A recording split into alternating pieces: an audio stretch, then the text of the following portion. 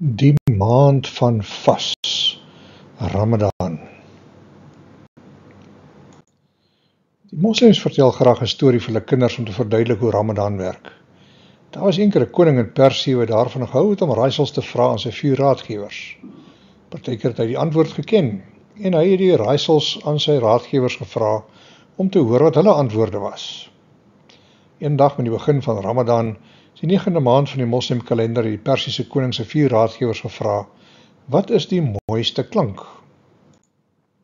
Die eerste raadgewer het dadelik geantwoord en gesê: "O, U Majesteit, dis 'n maklike raaisel. Die mooiste klank is die klank van 'n fluit."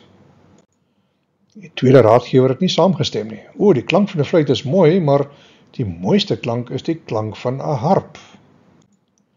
Die derde raadgewer het sy kop geskud en gesê: "Die klank van 'n fluit en 'n harp is pragtig, maar die betowerende klanke van 'n viool is seker die mooiste klank."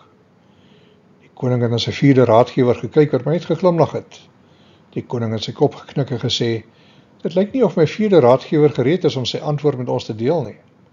Ons sal wag vir sy antwoord as hy gereed is." Die dae het verbygegaan.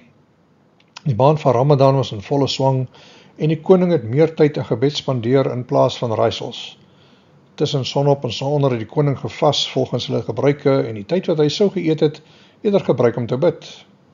Die vassery het hom ook laat dink aan die arme mense in sy koninkryk en hy het eerstehands gevoel wat dit is om honger te wees. Die vas het hom en sy mense iets geleer van selfbeheersing. As hulle dit kon regkry om hulle self te onthou van dinge wat goed is vir hulle, hoeveel makliker sou dit dan nie wees om hulle te weerhou van dinge wat sleg is vir hulle nie.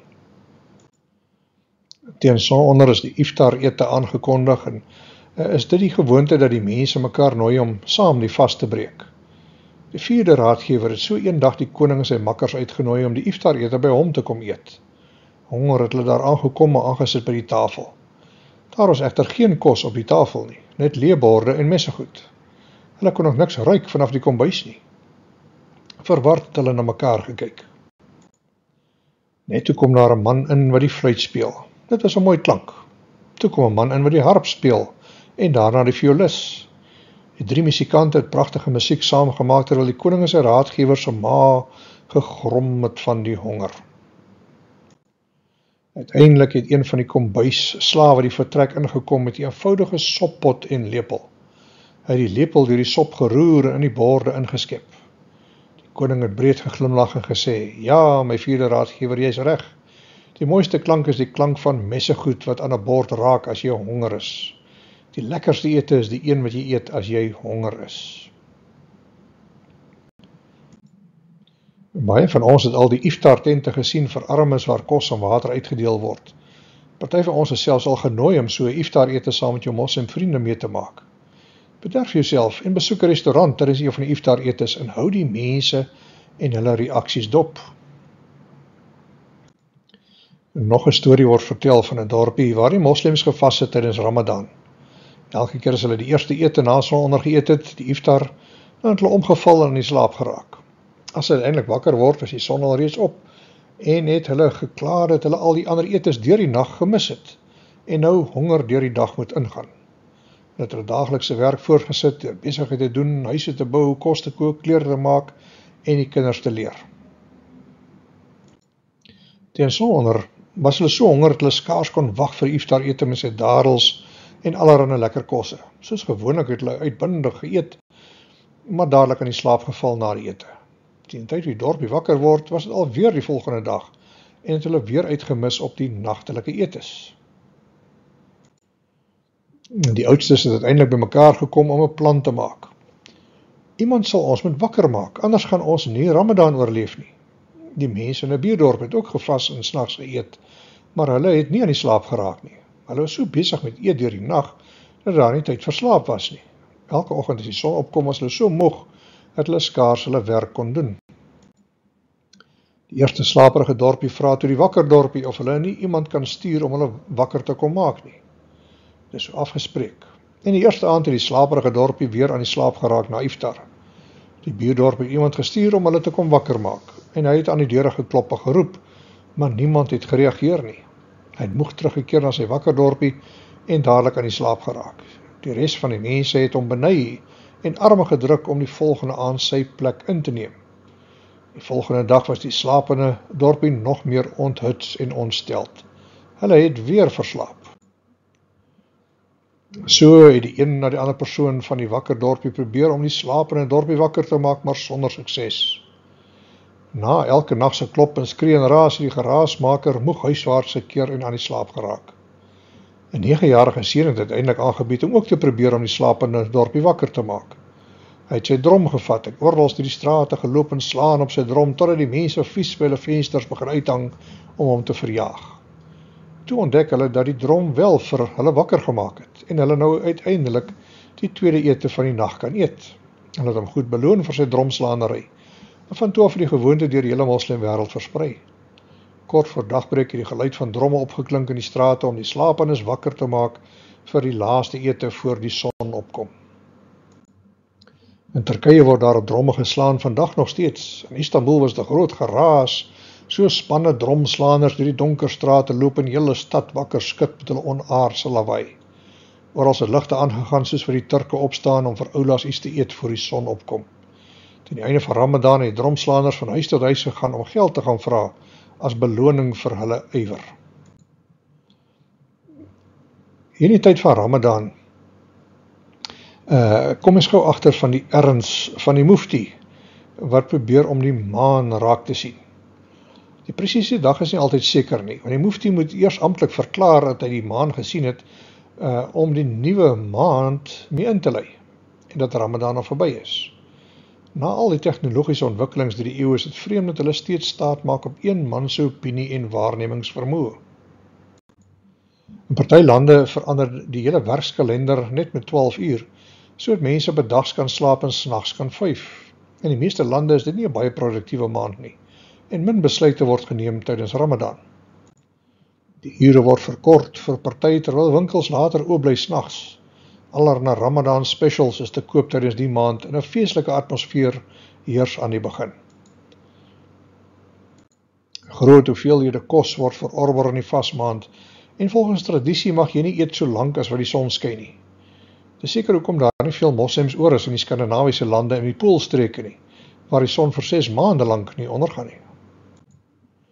Dis 'n tyd van die jaar waar mense probeer om meer geestelik te wees, die Koran te lees of te resiteer, meer te bid en hulle self te onthou van sekere ewelse gewoontes. Die moskees is veronderstel om die hele Koran te resiteer oor hulle luidsprekers. So teen die einde van Ramadan hoor jy die Arabiese resitering vir ure lank, soos hulle probeer inhaal. Almal sien uit na die spesiale aanbiedings, maar hulle grootste droom is dat hulle 'n bonatuurlike belewenis sal ervaar, 'n droom of 'n visioen wat hulle sal beïnvloed, 'n smagting na kontak met 'n godheid wat hulle nooit persoonlik sal ken of ontmoet nie. كنت حاسس إن حياتي بلا هدف، حياتي بلا أساس، ما فيها بداية وما فيها نهاية. عبارة عن فوضى.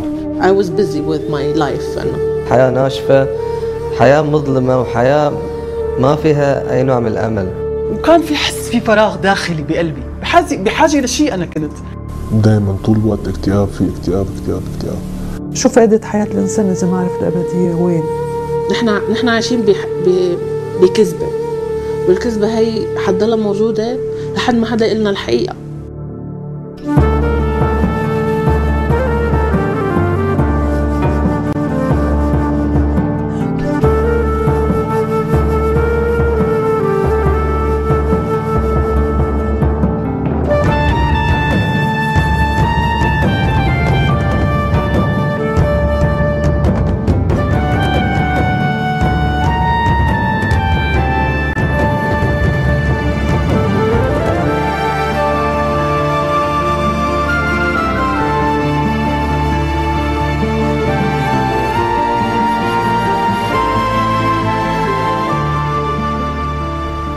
ما في أصعب من إنه واحد مسلم يصير مسيحي. بابا أول ما عرف هددني بالقتل. أول مرة أنا الوالدة تكتشف إن أنا ماسك كتاب مقدس، ترفع سكين وتحطه على رقبتي، يعني قلت أكيد إنه بهاللحظة راح تاخذ قرار إنه يعني تذبحني. أول ما واحد يعني سمع عن الموضوع، سمع عن الكتاب المقدس، أكيد صار في صراع داخلي وصار يفكر هو وبينه وبين نفسه إنه هل هذا الكلام صحيح ولا لا. إنه ليه الله موجود، وليه الله خلقنا، وليه الله بيحبنا، أصلا بيحبنا هو ولا ما بيحبنا. من حقنا نحن نعرف شو الله عطى قدم للبشرية، شو خبر البشرية.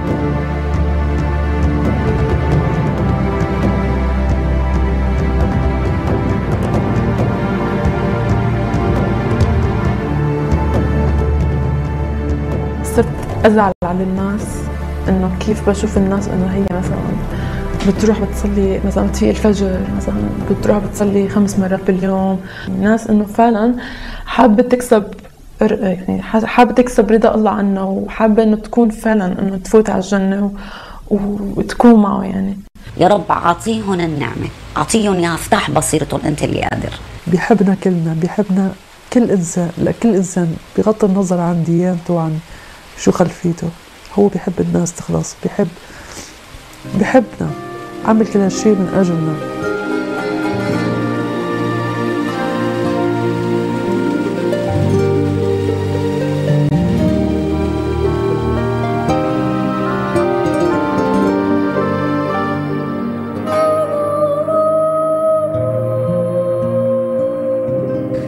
في يوم هذا اليوم الفيصل كان معه، بدي نام على وش الصبح، شفت قبر وتحت في كفن أبيض. اجلس من النوم، قوم من نومي وقول حقا قام. رد ارجع انام، قول شو في، انا مش طبيعية. يعني نفس الصورة تيجي بعيني 3 مرات، يعني لدرجة انه مش قادرة انام. شو في، شو عم شوف انا، وليش عم اقول هالكلام، شو هالكلام اللي عم اقوله.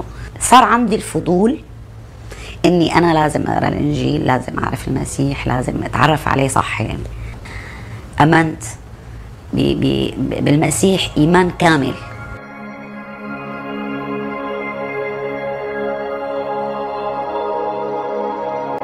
حاولنا نستخدم انواع كثيرة من المخدرات، يعني وفاكرين انه هاي هي الحياة. يعني واحد من الاشخاص توفى، وكانت أول صدمة في حياتي.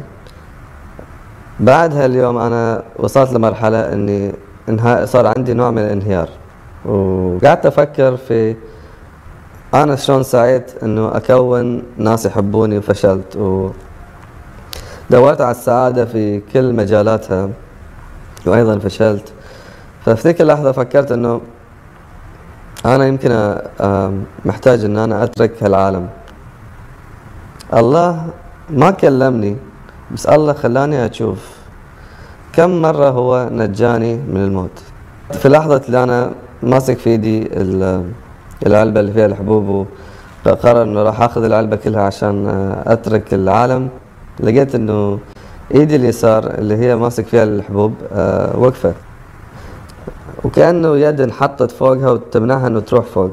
كان الله يبعث لي رسل من جميع دول العالم. دائما كل فترة وفترة الكلمة قاعدة تتردد إنه يسوع المسيح يحبك.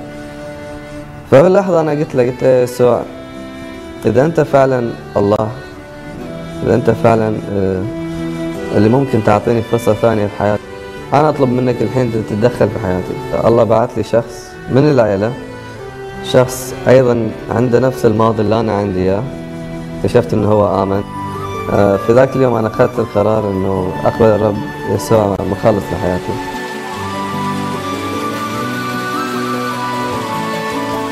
بديت أقرأ من بداية سفر التكوين، لما الله بيقول لآدم وحواء إنه سيأتي من نسل المرأة الذي سيسحق رأس الحية. فوقفت عند هالآية كتير وقلت مين اللي أجا من نسل المرأة غير سيدنا عيسى؟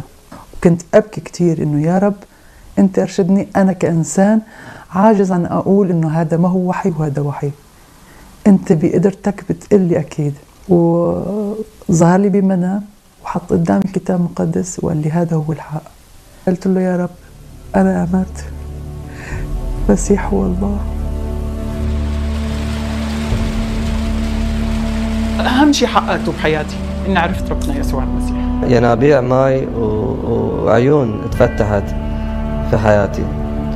بتحكي مع ربنا اللي بدك إياه، بتشاركيه باللي بدك إياه، وقت انت مثلا بتكوني مخنوقة عندك الحرية انه تحكي اللي بدك اياه. حلوة العلاقة هي، يعني انه اب دايما معك ودايما حواليكي. من لما عرفته ما عاد خفت. صار في عندي سلام داخلي، صار في عندي سعادة داخلية، مش عارفة ليش. إله بيسمع الصلاة، بيستجيب اللي طالبينه. إله رائع. اللي بشوف هون شو عم يصير، الناس اللي عم تتغير، الناس اللي عم يغيروا المجتمع اللي حواليهم، لأنه آخرتها لما حدا بيعرف عن المسيح كل اللي حواليه بيتبركوا. فأنا متأكدة من الناس اللي حوالي، أهلي والكنيسة والناس اللي أنا ما بعرفهم اللي عم يصلوا لي، هن اللي خلوني أوصل لهالمرحلة.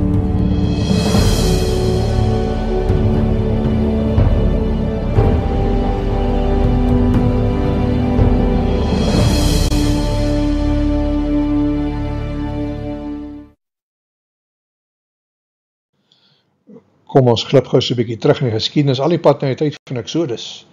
God het 'n begeerte dat sy volk hom moes leer ken, in 'n verhouding met hom moes staan. Vir die honderde jare was die afstammeling van Abraham, Isak en Jakob blootgestel aan die gode van Egipte. Met die 10 plaae het hy afgereken met die gode as 'n demonstrasie dat hy groter is as die beste afgode van Egipte. Die wonderwerke by die Rooi See het gevolg en daarna die manna en kwartels en brakwater drinkbaar geword het. Bedags was daar 'n skare wolk oor die volk en snags het 'n vuurkolom vir hulle lig gemaak en die pad aangewys. Wat meer kon die volk vra? Om te begin glo dat hierdie God Jahwe van hulle voorvaders die enigste ware God is. Hulle wou graag ervaring hê en hulle het ervaring daagliks gekry en gesien met hulle eie oë. Exodus 19. Die Israeliete het van Rafidim af verder getrek. Toe hulle presies 3 maande uit Egipte weg was, het hulle in die Sinaï-woestyn aangekom. Hulle het aan die voet van berg Sinaï kamp opgeslaan. Moses het in die berg uitgeklim na God toe. Die Here het van bo van die berg af met hom gepraat en hom gesê: "Jy moet vir die nageslag van Jakob gaan sê aan die Israeliete hierdie boodskap oordra. Julle het gesien wat ek met Egipte gemaak het. Ek het julle veilig hier by hierdie berg laat uitkom. Ek was soos 'n arend onder haar kuikens vlieg en keer dat hulle val wanneer die kuiken leer vlieg. As julle regtig aan my gehoorsaam is en by my ooreenkoms met julle bly, sal julle uit al die volke van die hele aarde my eie persoonlike volk wees. Julle sal 'n volk wees van mense wat vir my offers bring en my dien. Julle sal 'n volk wees wat alles vir my doen. Dit is my boodskap wat jy vir die Israeliete moet gaan gee." Moses het van die berg afgeklim en die leiers van die volk bymekaar geroep, het die Here se boodskap vir hulle gegee.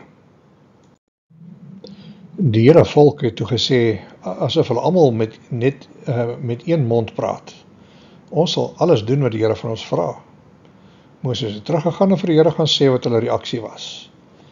Nadat Moses vir die Here gesê het hoe die volk geantwoord het, het die Here vir hom gesê: "Ek gaan in 'n dik onweerswolk na jou toe kom, sodat die volk kan hoor hoe dit klink wanneer ek met jou praat. Hulle sal jou dan vertrou, omdat hulle weet dat ek met jou praat. Gaan nou terug na die volk toe," het die Here verder vir hom gesê, "en laat hulle gereed maak en hulle klere was, sodat hulle oormôre reg sal wees om die Here te ontmoet. Hy sal op daardie dag afkom uit die hemel na die Sinaï berg toe." Op die oggend van die 3de dag was daar donderslae en weerlig. Daar het swaar donker wolke oor die berg hang, 'n trompet het baie hard geblaas, die hele volk het begin bewe daar in die kamp. Moses het die volk toe uit die kamp laat kom om die Here by die berg te gaan ontmoet. Hulle het by die voet van die berg gaan staan.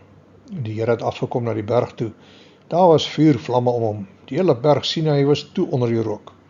Dit was soos die rook wat uit 'n oond borrel. Die hele berg het geskud.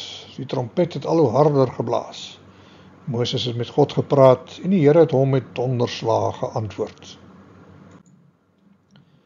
Daarna het die 10 gebooie gevolg. Ander voorskrifte en reëls om hulle te help om volledig as sy volk te leef. En toe hoofstuk 32.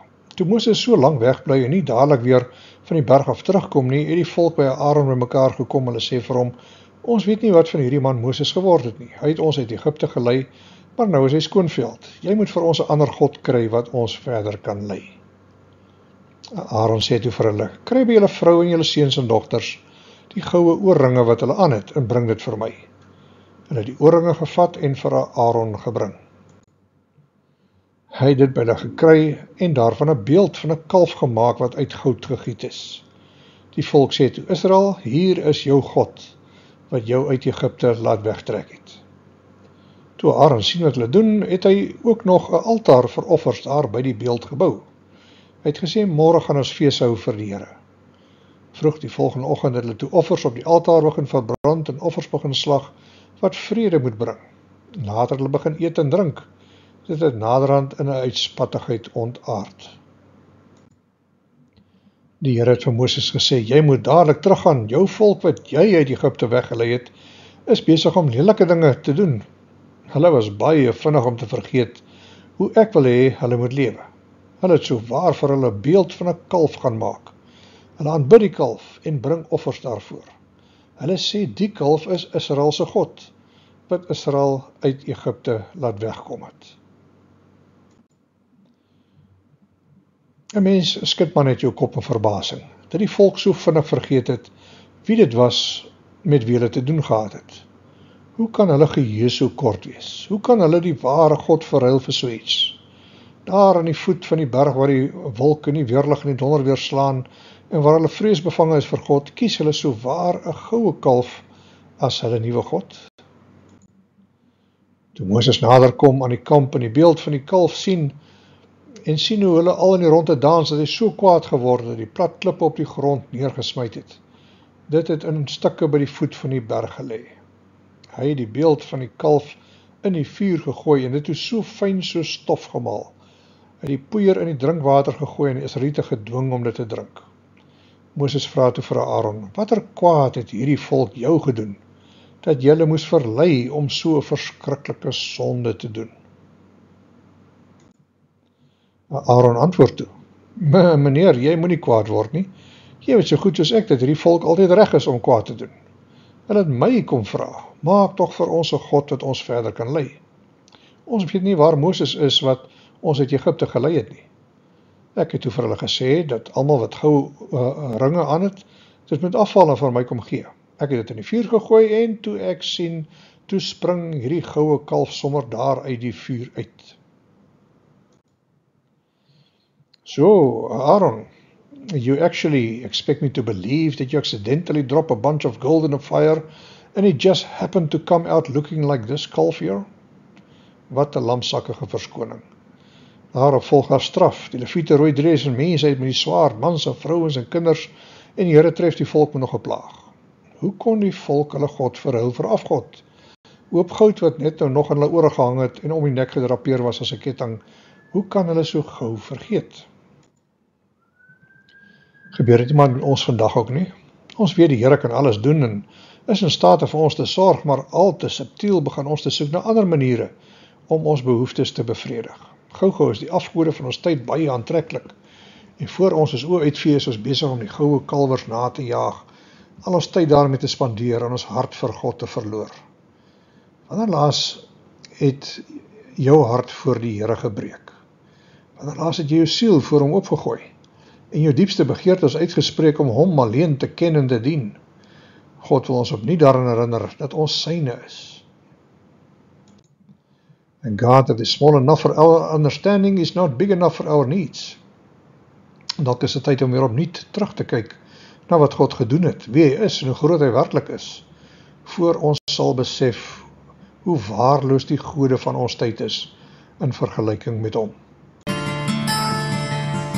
Brace yourself. I will question you. Where were you when I laid the earth's foundation? Tell me if you understand. Who marked off its dimensions? Have you comprehended the vast expanses? Surely you know. Have you journeyed to the springs of the sea, or walked in the recesses of the deep?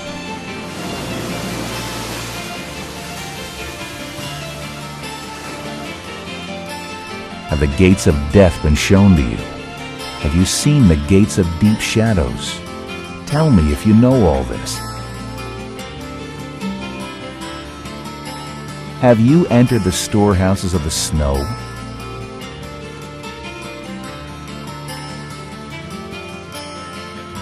Can you bring forth the constellations and their seasons? Do you know the laws of the heavens? Can you set God's dominion over the earth?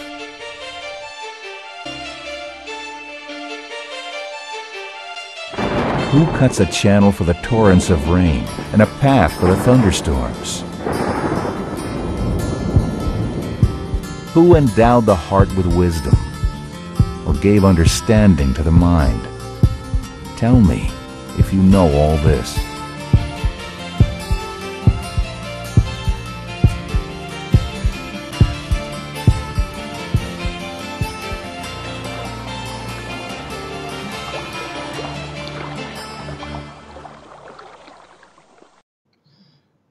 Die maand Ramadan bied 'n goue geleentheid vir ons Christene om tydens die maand te bid vir God se ingryping in die moslimlande, deur vir hulle drome en visioene van homself te gee. Om iets te droom dra baie gewig. Jy kan gerus vir jou moslimvriende 'n bietjie uitvra oor die drome wat hulle gehad het. Duisende van hulle kry ook drome van Jesus in hierdie tyd, waarin hy aan hulle verskyn of met hulle praat. Dit wil voorkom asof 'n oorgrote meerderheid moslimbekeerlinge eers 'n droom of visioen van Jesus gehad het, voordat hulle tot bekering gekom het. Hierdie bonatuurlike kontak sit hulle dan op 'n pelgrimstog, of soeke na die waarheid, waar hulle soek na meer van hierdie Jesus van hulle drome. Op die internet is daar selfs hulp vir kinders en families oor hoe om dit 'n gesinsgeleentheid te maak vir die maand van Ramadan. Hoe ons as gesinne verskil kan maak deur gebed, waar oud en jong saam bid vir die moslimwêreld. Getuienisse en praktiese gebedstips is beskikbaar op die webtuiste. Besoek dit elke dag vir interessante belewennisse om met die Ramadan mee in te kleur. Vir die van ons wat so besig is dat ons skaars tyd het om vir onsself te bid, is daar ook hulp beskikbaar in die vorm van 'n gebedskalender vir besige Christene. Binne 'n minuut kan jy hande vat met duisende ander Christene in gebed en intree vir die moslimwêreld. Ons wat woon in die Midde-Ooste het die voorreg om te sien hoe God ons gebede beantwoord, en kan ons daagliks vir die Here vra om ons oë oop te maak vir dinge waarvoor hy wil hê ons moet bid. Selfs al sit jy vas in die verkeer, kan dit 'n geleentheid wees om te bid vir die ander drywers rondom jou. Hulle is magteloos teenoor gebed en kan dit nie stop nie. Soos ons bid vir verskeie moslimlande, gaan ons 'n kykie kry in wat God in elkeen wil regkry. Inligting oor elkeen is beskikbaar op die web. Met gefokuste gebed gaan jou gebede 'n belewenis wees. Imagine a prayer meeting that started with about 30 people. Imagine the same prayer meeting spread across the whole planet. Thanks to you, this is the 30 Days Prayer Effort today. Your participation is bringing change in Jesus' name. You have prayed for all major Muslim people groups. You have prayed for open doors where none existed. You have prayed for churches to be planted. You have prayed for the Bible to be translated. You have prayed for breakthroughs among people in darkness. You have prayed for the gospel, the good news, to be spread around the Muslim world. God has been faithful to his promises. Doors have been opened no man can shut. Churches and fellowships of believers have been planted and are growing. Partnerships have been birthed and are seeing great fruit. Bibles, literature, Christian radio and TV are poured into the Muslim nations. And most importantly, many Muslims have found a relationship with the Messiah. This prayer movement is about God inspiring faith, hope, and love. It's about God's promises to bless all the people of the earth through Abraham's seed, the Messiah. Let's unite in prayer. Let's believe in God's promises. Let's change the world. Together, in Jesus' name.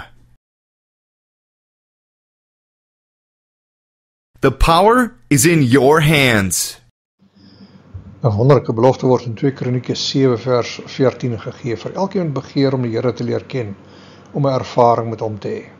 As dit gebeur, en my volk verneder hulle self, en hulle soek na my wil, en as hulle ophou met hulle verkeerde optrede, sal ek hulle vergewe. Dan sal ek hulle land gesond maak. Wanneer hulle Bybel in die hande kan kry om meer oor hom te lees, is dit gewoonlik 'n groot sprong vorentoe. Die Arabiese Bybel is een van die mees geleesde boeke op die internet en word duisende kere per maand afgelaai in digitale formaat. Deur die Bybel ontdek hulle dan dat God lief is vir hulle en begeer om in 'n verhouding met hulle te staan. Dis splinternuwe nuus en die boodskap van liefde spreek boekdele in 'n samelewing waar haat en verwerping en moeds en moenies en reëls hulle lewens beheer. Even now. It's time to wake up. Are you ready? This is the Lord's declaration. God is ready. God is ready. God is ready. Turn to me with all your heart, with fasting, with weeping, and with mourning. Are you desperate? God is ready to change your life. Return to the Lord your God. He wants to fill your life with hope. For He is gracious. You need hope. We live in a society driven by power. Are you cold? He is compassionate. Driven to succeed. Are you burned out? Driven to be famous. Are you angry? Driven to be in control. Are you ready? But for all the promises made, for all the good intentions, the world fails us. Someone, a friend, a loved one, a neighbor, a stranger. Someone comes along and pulls the plug, turns out the lights. Have you been let down? He is rich in faithful love. Are you ready for life change? And there we are, left in the darkness once again. Are you ready to break this endless, futile circle? Defeated, alone, powerless. Why do we do this to ourselves? If my people who are called by my name, The power of all power will humble themselves, is only a prayer away. if they will pray and seek my face, Boldly and confidently enter into the fullness of God. Do you want to be heard? Without God's power, we do not have a hope. if they will turn from their evil ways, then I will hear them from heaven. Through prayer, through fasting, prayer and fasting, we can know the power of God. For He is gracious, He is compassionate, He is rich in faithful love. Do you want to know this power? God can do more in a moment. In a moment. In a moment, Than you can do in a lifetime. for nothing is impossible with God. Are you ready? You can take part and make the difference. This can only come about through prayer and fasting. Are you ready? He wants to do something powerful and supernatural in your life. My eyes will now be open and my ears attentive to the prayers of this place. It's time to wake up. Are you ready? Wees gereed om tydens Ramadan jou persoonlike getuienis te gee as moslims jou sou uitvra met die vraag, vas jy ook?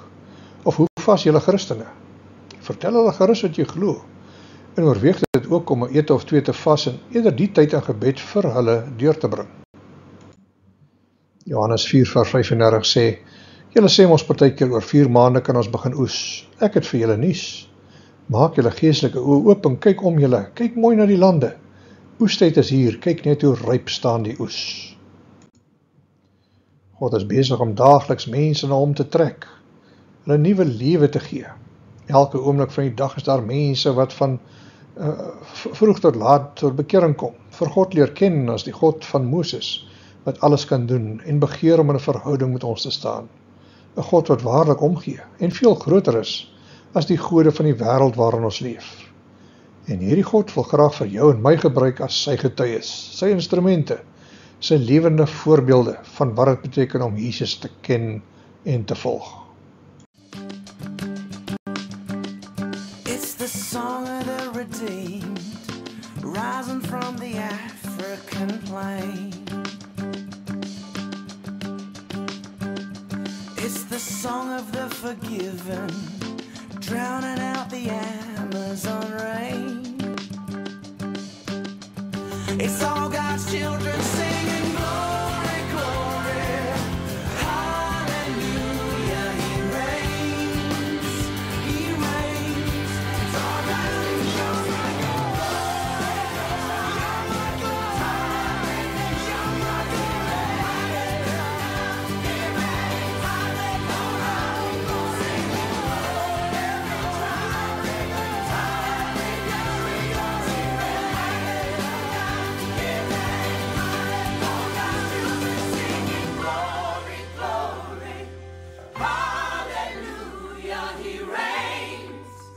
He reigns. All God's children singing glory, glory, hallelujah, He reigns.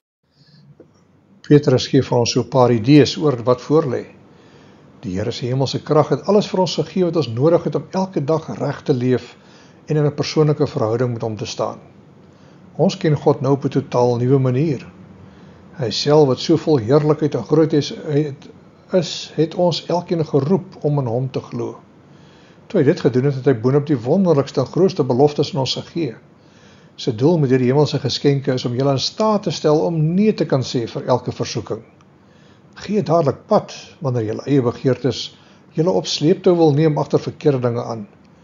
Dan kry julle al hoe meer deel aan God se karakter. Moenie 'n enkele oomblik agteroor sit nie. Sorg dat julle geloof in Christus elke dag sterker word. Gaan so te werk.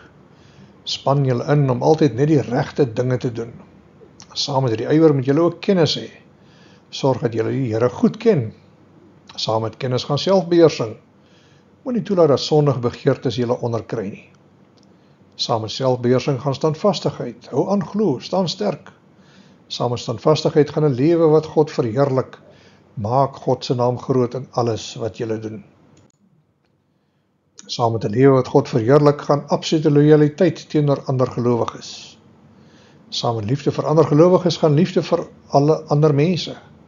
Gee regtig om vir almal met wie julle elke dag te doen kry. As julle al hierdie dinge doen, sal julle al hoe meer leef soos die Here dit van ons verwag. Sal julle nooit verveeld rondsit nie.